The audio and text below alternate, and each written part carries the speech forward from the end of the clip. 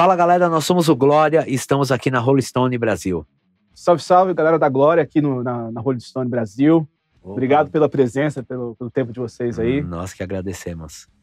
Vamos falar sobre o que vocês têm aí marcado, né? Que vocês têm 2 shows importantes aí do festival I Wanna Be, em Curitiba, no dia 23 de agosto, e em São Paulo, no dia 30. Como é que tá a expectativa para tocar num festival desse porte aí com a galera do som, da pegada da cena de vocês? Pô, a gente tá feliz demais, né? Muito bom ver que depois aí de quase 10 anos, 12 anos, tá rolando um festival, né? À altura, pra todo mundo que gosta de emo, né? Que querendo ou não, foi aí o último estilo de rock que bombou no nosso país, de verdade, né? E é muito legal, a gente tá feliz demais. Na última edição, o pessoal já tava pedindo muito Glória. E agora, a convite da 30E, a gente vai realizar esse sonho, né? Que é um sonho também, tocar num festival de grande porte assim, num estádio, na nossa cidade, perto da nossa casa, né? Que eu tô falando de São Paulo, né?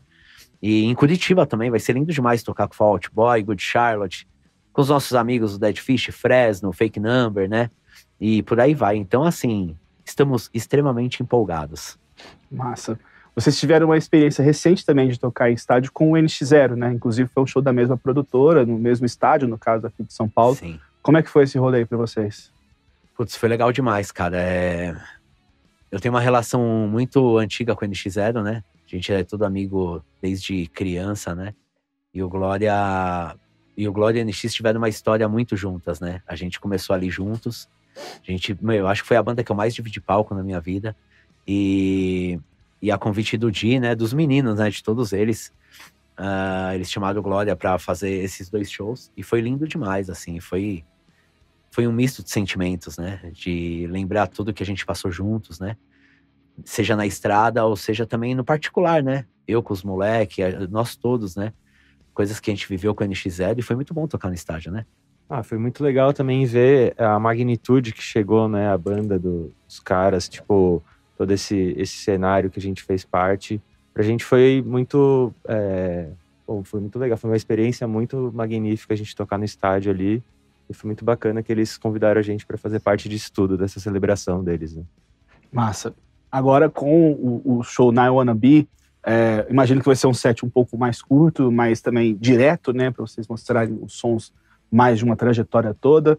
Eu queria saber o que vocês estão preparando para esse set. Talvez esteja um pouco cedo, mas eu queria saber o que vocês estão pensando nesse set. Esse set do I Wanna Be, a gente tá preparando algo bem especial, assim, pros fãs, que aborda muitos sucessos do Glória, né? Então a gente vai revisitar ali coisas que o Glória já fez, né? Sucessos do Glória que bombou na MTV, seja nesses canais, né? Seja na rádio. Então vai ser um repertório bem nostálgico, mas não deixaremos também de apresentar o Glória novo, né? Que agora a gente tá numa nova fase, uma nova formação. Então a gente vai também apresentar músicas novas, que também tem música nova que a galera já tá gostando muito, né?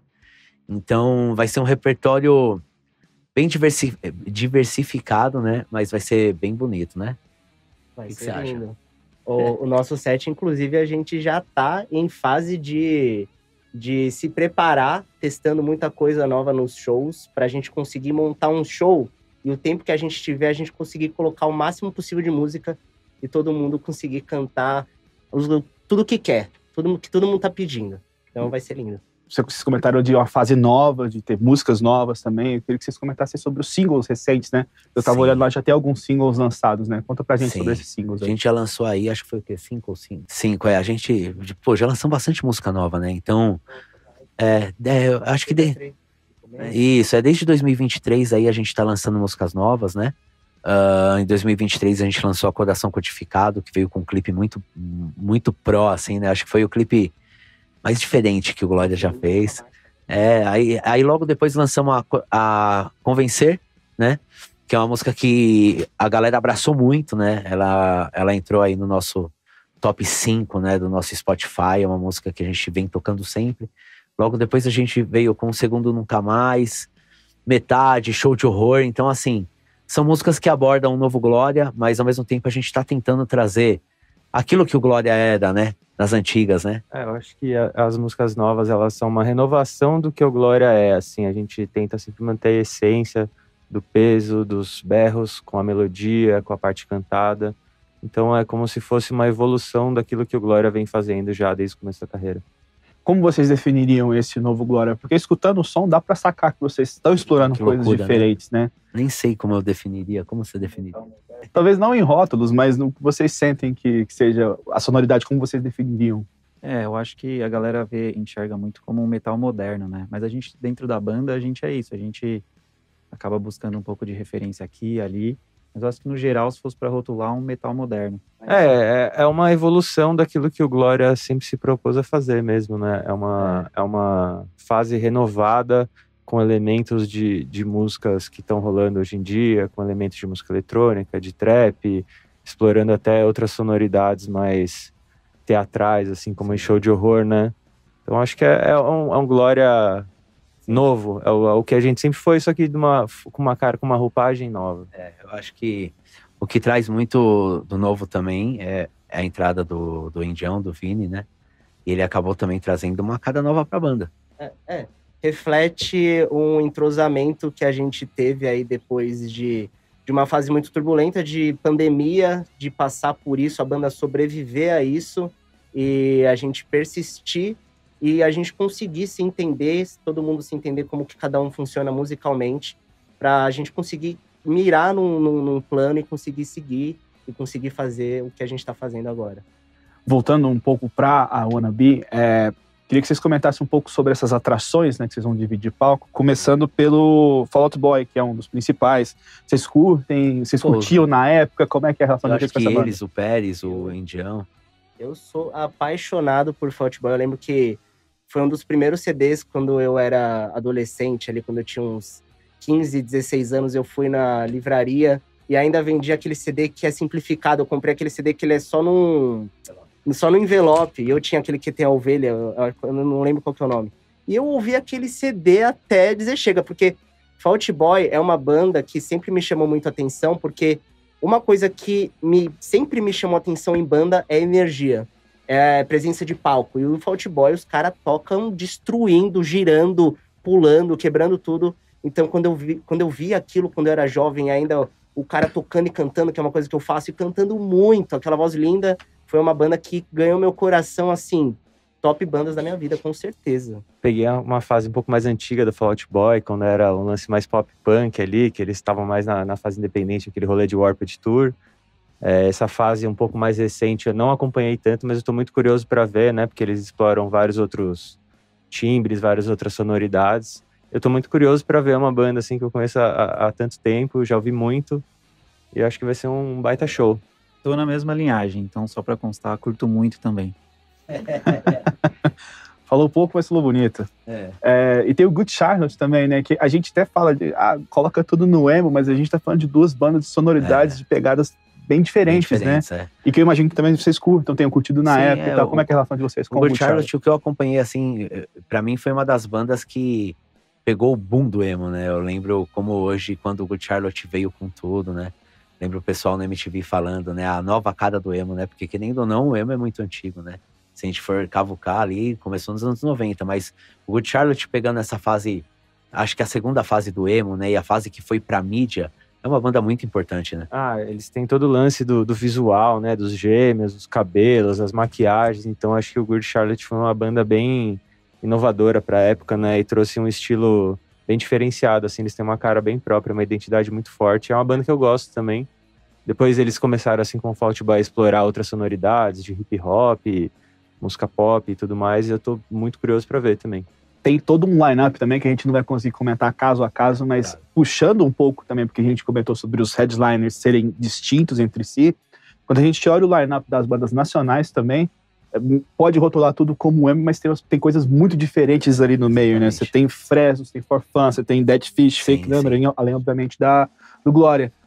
Como é que vocês enxergam essas bandas colegas sendo tão diferentes, mas ao mesmo tempo estarem pertencendo a essa mesma cena? Eu vejo que essas bandas, querendo ou não, todas elas fizeram parte desse momento, né? É o que você falou, tem o Dead Fish, querendo ou não, Dead Fish é a nossa maior banda de hardcore, né? O maior expoente do hardcore da América Latina, né? Pra mim né?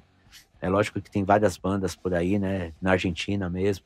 Só que o Dead Fish é uma banda que sempre bombou muito no hardcore, mas eles fizeram parte desse momento, né? E o For Fun, né? querendo ou não, For Fun, eles estavam naquela onda do Hillcore, né? Mas vivia aquele momento, né? Então, e também falavam de amor, né? Em várias músicas, né? E eu acho legal pra caramba, cara. Eu acho muito, muito legal ver o Fake Number, sabe? Eles tendo essa oportunidade de fazer essa apresentação. Eu imagino que na cabeça deles deve estar sendo algo muito mágico, né? E o Fresno, né? Que querendo ou não, o Lucas aí sempre foi um cara muito batalhador, né? Ele sempre esteve aí à frente, trabalhando, né? Tomando porrada igual nós, né?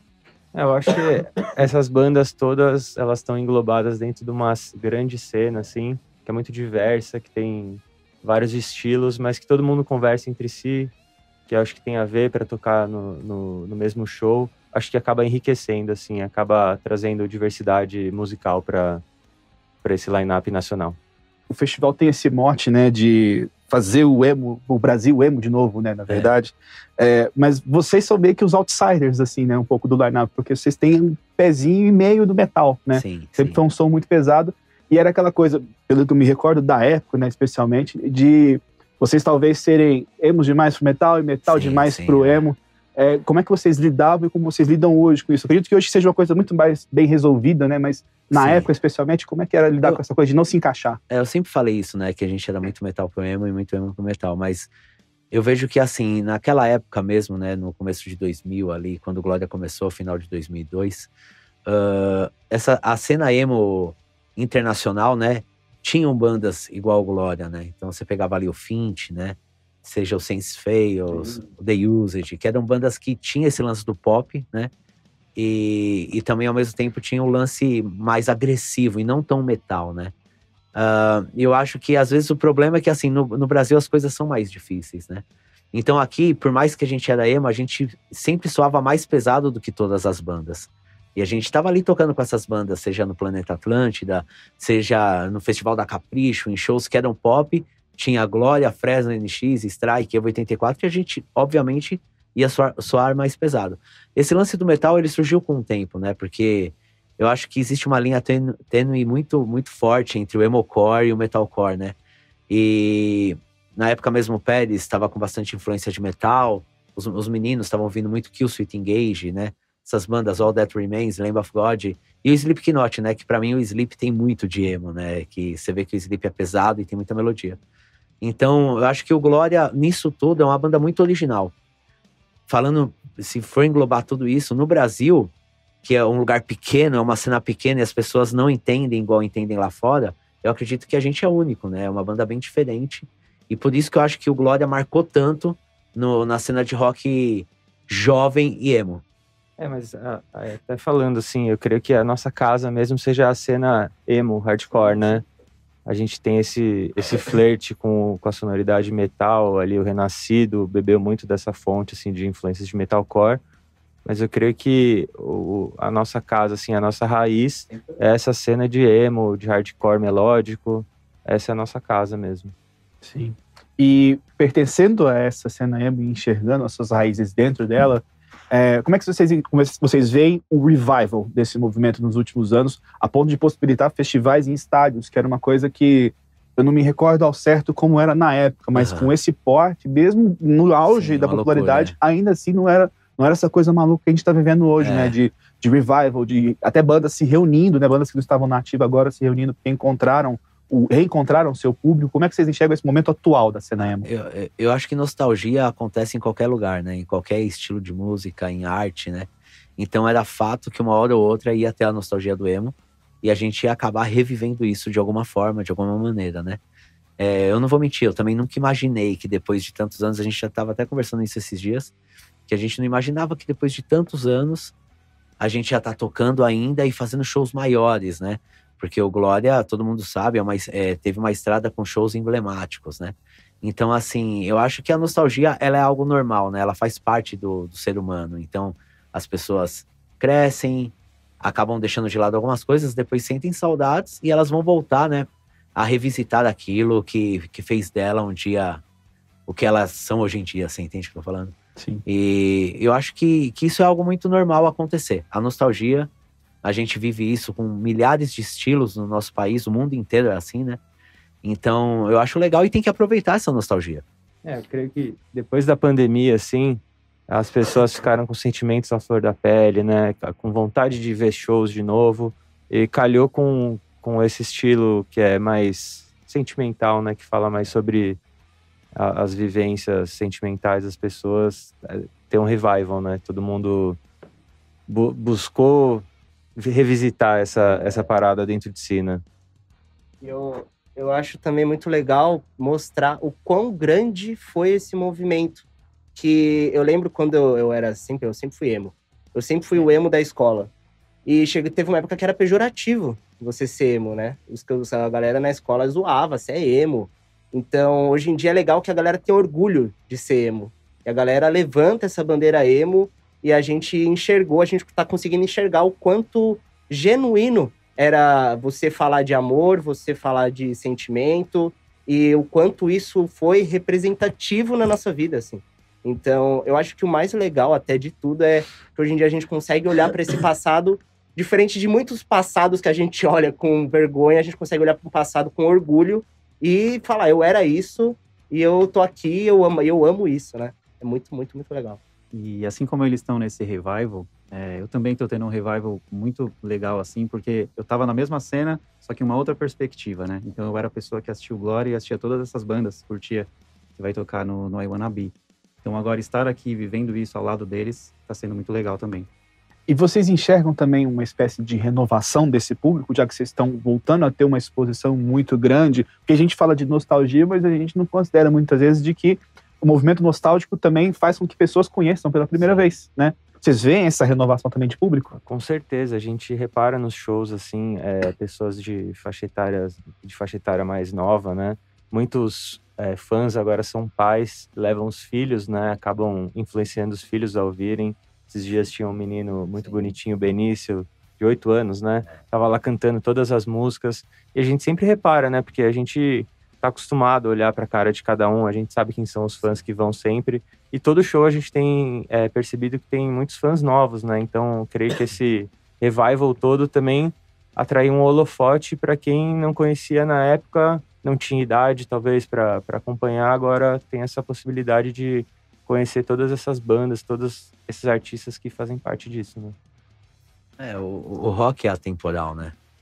Então, eu acredito que da mesma forma eu, hoje em dia, 2025, vou curtir, por exemplo, sei lá, um Led Zeppelin, um Supertramp, um moleque hoje em dia que tá entrando pra cena, e aí ele entra através da mãe ou do pai que é no show do Glória, ele vai acabar conhecendo o Glória, e através disso ele vai conhecer um mundo, né? Porque quando a gente conheceu a cena underground, era muito brilhante, assim, né? Você conhecia uma banda, porra, eu conheci o Dead Fish, através daquilo você via que existia uma cena, e era um negócio que cativava, né? Você ficava emocionado, você falava, meu, que mundo é esse, né? Então, sempre vai ter a renovação, e tá tendo, sim, uma renovação muito grande, e você vê através também de bandas como Bring Me The Horizon, que você vai no show, e você vê bastante jovens, sabe? E você vê mesmo, uma molecada, assim, que às vezes tem algum moleque ali no show que não conhece o Glória, sabe? Mas é legal isso, tá trazendo pessoas novas, entendeu? Paralelamente aos singles que a gente havia comentado dessa fase atual, vocês também estão com uma turnê que vocês estão revisitando o Renascido, que, parênteses, é meu disco favorito do Glória. Que isso, obrigado. Por eu ter os dois pés no metal, acaba sendo o meu disco favorito. E eu vejo também que vocês têm um carinho muito grande por esse álbum, que também foi um álbum muito representativo na trajetória de vocês. Sim. Como é que tem sido revisitar esse trabalho? Putz, é muito legal, né, cara? O álbum de 2009 foi o álbum que levou a gente pra mídia, né? Um álbum que ele é pop e ele é pesado. E o Renascido, assim, é um álbum que marcou muito pra cena de metalcore, né? Eu lembro que na época, acho que foi a própria Rolling Stone, tinha comentado que era o melhor disco de metalcore do ano, né? Que era uma banda pioneira nisso, né? Então, a gente tem muito orgulho, né? Foi um disco que a gente sentou pra fazer, né? O Pérez fazendo as músicas, depois eu tive que me juntar com o Dom Cezão pra fazer as letras, com o Eliote também, que era da banda. Então foi um trabalho muito bonito que foi feito. Tem as participações que são muito emblemáticas, né? Tipo o Lucas do Fresno, o Dom Cezão e o Fernando Anitelli do Teatro Mágico, né? Que o Fernando é um grande amigo meu. E o Fernando foi lá, fez 2 letras, né? E é um disco diferente. Eu acho que nesse disco a gente acabou juntando uma coisa que é muito difícil, assim, no nosso país. Eu não tô vangloriando Glória, mas falando com muita responsabilidade, é difícil você fazer um disco de metal e pop, e ainda em português. E a gente conseguiu fazer, né? Tanto que até hoje os fãs, tem muito fãs que cobram isso, né? Pô, quando vai ter um novo Renascido, né? É um disco que a gente fez numa fase específica ali, então ele traz uma carga emocional, né? Uma agressividade para muitas coisas que a gente estava passando. E é muito legal ver que esse disco que a gente fez já completou mais de 10 anos, né? Ainda faz tanto sucesso entre a galera, assim, a gente estava no final de semana passado no Rio de Janeiro, assim, a galera cantando loucamente as músicas. Pra gente dá um orgulho gigante ver que um trabalho que a gente fez lá atrás ecoa até hoje, assim. Sim. Queria fazer uma pergunta para os dois integrantes que não faziam parte da banda no período. Como é que vocês viam a banda nesse momento, nesse período do Renascido? Vocês ouviram o disco na época ou conheceram depois? Como é que foi essa... Para eles é revisitar o álbum, e eu tô visitando agora, tendo a oportunidade de tocar ao vivo essas músicas de um álbum que, na minha opinião, foi um dos maiores álbuns, com certeza, de metalcore do Brasil. E o quanto eu tô crescendo musicalmente tocando isso e sentindo essas músicas. É um álbum muito rico. E eu era extremamente fã do Renascido, do Glória sempre, mas o Renascido foi um álbum que, quando saiu, eu lembro que... É engraçado, porque eu lembro que era o álbum que eu ficava treinando canto com ele. Eu ficava cantando aquilo o tempo inteiro. E é surreal hoje em dia estar no palco cantando e levando a mensagem dele, que é uma mensagem atemporal, é uma mensagem muito bonita, que na hora do show, assim, levar, ver a galera cantando aquilo, ter aquele sentimento, transbordar esse álbum é surreal. Eu sou muito fã mesmo. Pra mim foi muito legal também. Eu ouvi muito esse álbum. Eu acho que eles beberam de algumas fontes que eu curtia muito na época, né? Então, não sei se eles de fato ouviram isso na época, mas como me comentou aqui, o Switch Engage, Slipknot, Atreio, August Burns Red. Então eram bandas que eu curtia muito, e aí quando eu vi uma banda fazendo aquilo, cantando em português, comigo podendo cantar aquilo loucamente, sabe? E o Mi comentou das participações, teve a participação do menino aí também, baterista do Slipknot, né? Esse Eloy qualquer aí. Casagrande. Então, pra mim, é um prazer estar tocando a bateria desse ícone, né, que a gente tem aqui no Brasil. E, cara, ouvi muito, e agora, obviamente, tô muito feliz em fazer parte dessa turnê. Aproveitando até que você comentou de bateria, vou estender essa pergunta para você. Como é que tem sido reproduzir essas linhas? Porque é claro que não são aquelas linhas malucas que ele executou depois no Sepultura, no Slipknot, mas são linhas já complexas, são linhas que carregam muito peso e ajudaram na identidade desse álbum. Como é que é estudar e executar essas linhas ao vivo? Sim, são muito complexas. E para mim, é de fato essa palavra que você usou, um estudo. Para mim foi um estudo, assim, baterístico muito forte. Eu aprendi muito através dessas composições, sabe? Então, é algo que me marca bastante. É engraçado que dá para entender com esse álbum como um baterista pensa, né? Tipo assim, como eu sou batera, tem várias formas de se pensar numa música, mas aquela forma única dele pensar para aquele momento, eu acabo trazendo isso para mim, eu falo, entendi. Então tem coisas que vai além da música, e sim, vai ali nas composições mesmo, sabe? Então para mim tá sendo surreal, tá sendo muito bom. Massa. Para os dois que faziam parte da banda no período, como é que foi o período de gravação desse disco? Vocês vinham de um disco que já estava bombado e vocês vêm com esse novo material que ele ainda aposta um pouquinho mais no peso em comparação ao anterior, mas tem toda uma linha também que vocês estão seguindo ali. O que vocês lembram de gravar, de compor esse álbum? Esse álbum a gente compôs ele praticamente ali lá em casa, né? Na salinha que tinha lá. Foi no começo, assim, quando a gente estava explorando esse lance de se gravar em casa para poder fazer as prés e tal. E foi um passo, né, que a gente deu na nossa carreira, porque a gente estava na gravadora e esse disco ele foi feito de maneira independente, né? A gente produziu ele com o João Millier, gravamos lá na Cada Instante. E foi o Renascido, para mim, assim, ele é como se fosse um grito de angústia, de liberdade, de libertação mesmo, assim, que a gente tinha acabado de sair da gravadora, a gente queria fazer o que a gente quisesse ali e tal, tava tudo muito à flor da pele. Eu acho que esse CD, ele representa muito isso, né, que ele passa por várias emoções, raiva, angústia, amor, decepção amorosa. Então, é um disco bem à flor da pele, assim. Eu lembro da época, a gente tá muito decidido da sonoridade que a gente queria fazer, né? A gente tava apostando muito nisso, assim. A gente quer fazer isso, a gente vai fazer. Foi uma loucura, né? É o que você falou, a gente tava saindo de uma onda do emo, né? do emo bombando no país. E você imagina que a gente, naquele momento, a gente não tava pensando da mesma forma que pensava antes. A gente já tava pensando num som mais pesado, né? E foi pré-Rock in Rio ali, né? Que a gente começou a fazer. Tanto que o Rock in Rio foi o primeiro lugar que a gente apresentou esse álbum, né? Que as músicas do Glória, querendo ou não, elas eram mais pop, assim. Aí no Rock in Rio a gente apresentou o Renascido sem ninguém conhecer nada. Foi a primeira vez que a gente tocou aquelas músicas, né? Pra nós, as músicas já eram grandes, né? Porque a gente já tava vivendo aquilo. Foi o primeiro lugar que a gente tocou as músicas, foi no Rock in Rio. E depois que a gente veio a lançar o álbum, né? A gravadora já não queria lançar o álbum na época. Então a gente acabou rompendo o contrato. Foi muito estressante.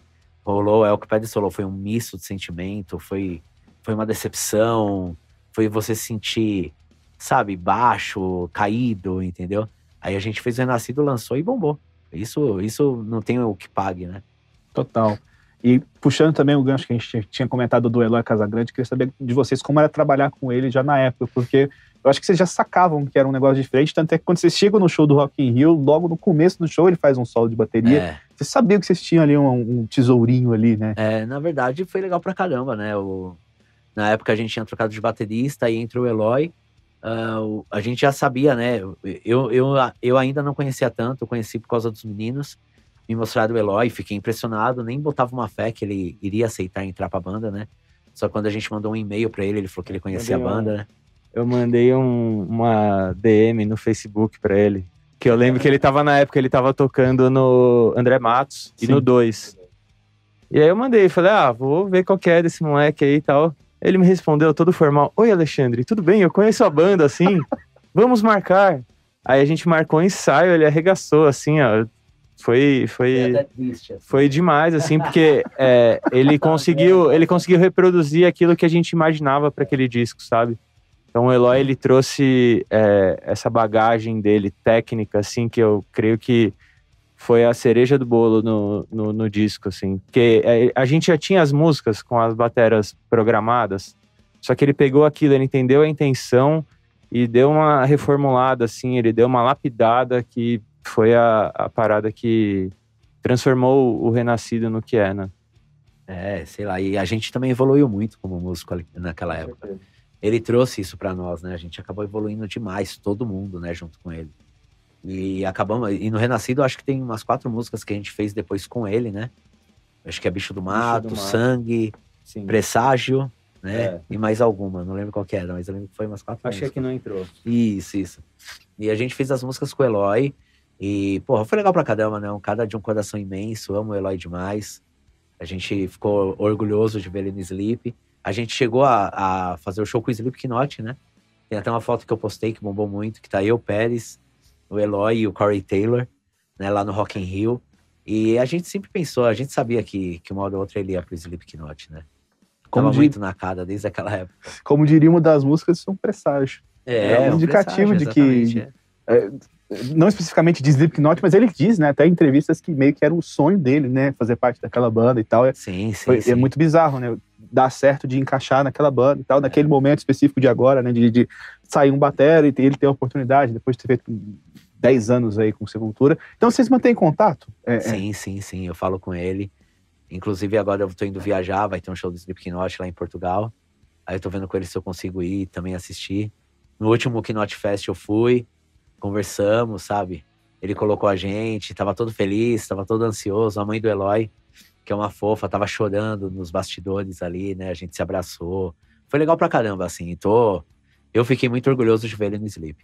Massa. Agora uma tarefa difícil, né? Que a gente tá falando desse disco. Queria que cada um de vocês escolhesse talvez a música favorita de vocês. Se quiser mudar de opinião amanhã, não tem problema, mas escolhe uma favorita aí de vocês nesse momento desse disco. Isso, do Renascido. Porra, do Renascido, uma música favorita do Renascido. Você me pegou, hein?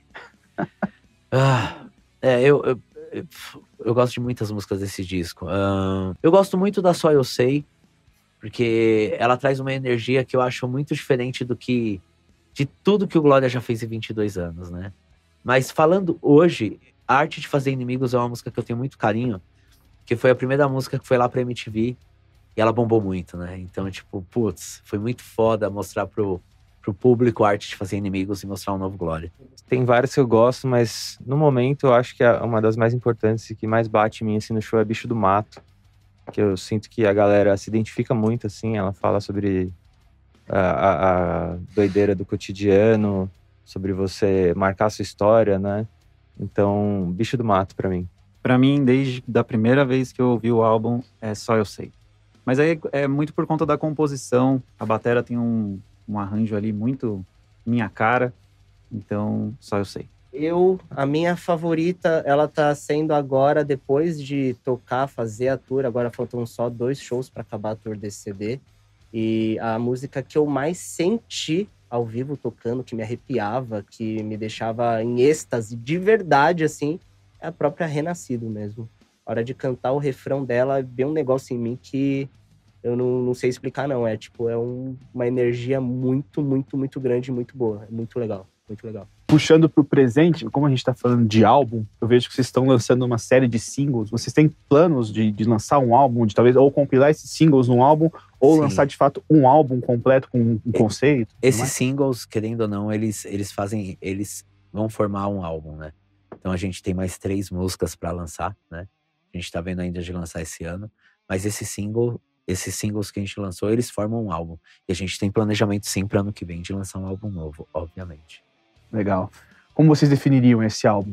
Olhando até pro Renascido, fazendo um comparativo com Glória também. O que vai sair ou o que vai sair? Vocês olhando pra discografia de vocês, como vocês acham que esses discos aí vai se só o encaixar? futuro vai dizer, né? Acho que é difícil, né, dizer, mas... Difícil prever, mas com certeza vai vir algo bom e algo que é o Glória, né? Sim, total. Como a banda se enxerga hoje também com essas mudanças de formação? Vocês acreditam que chegaram numa formação talvez definitiva? Aquela formação que talvez vocês estavam esperando já há algum tempo de encontrar, no caso dos que já estão? No caso dos músicos que estão chegando, é a banda também que vocês queriam fazer parte, que vocês imaginavam? Eu sou muito feliz com a formação que a gente tem hoje, né? E acredito que tudo isso que chegou hoje em dia é um amadurecimento, né? São coisas novas, né? É uma estrada que a gente trilhou.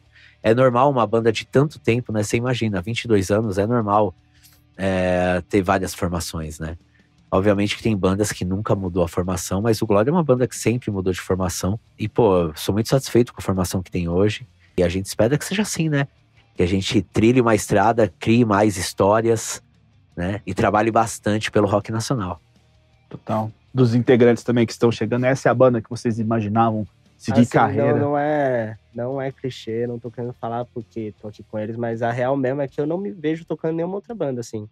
O Glória, eu tenho a sensação que eu nasci pro Glória. É tipo uma sensação que eu fui feito pra estar aqui cantando essas músicas e fazendo som com eles.